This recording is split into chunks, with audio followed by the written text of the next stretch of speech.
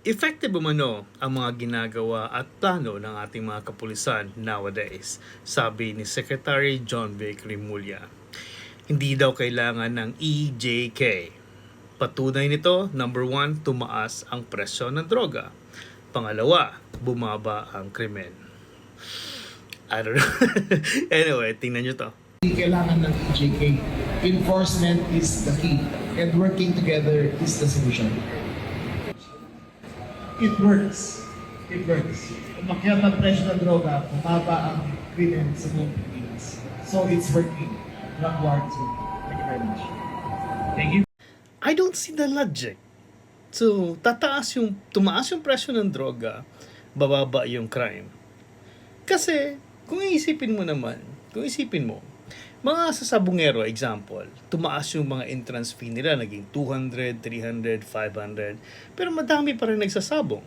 Sa casino, tumaas yung value ng bet nila, but still, madami pa rin susugal.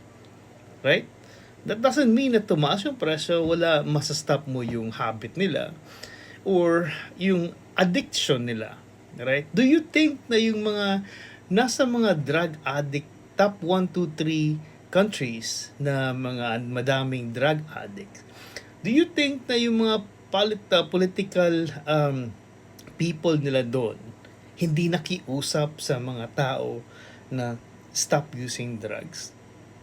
Kasi pagkakaalam ko, kailangan mo talaga ng kamay ng bakal. Kasi sabaga ang dami ng sinabi, sabaga kulang na lang luluhod, didilaan or halikan yung mga paan ng mga addict or mga drug lord para i-stop sila.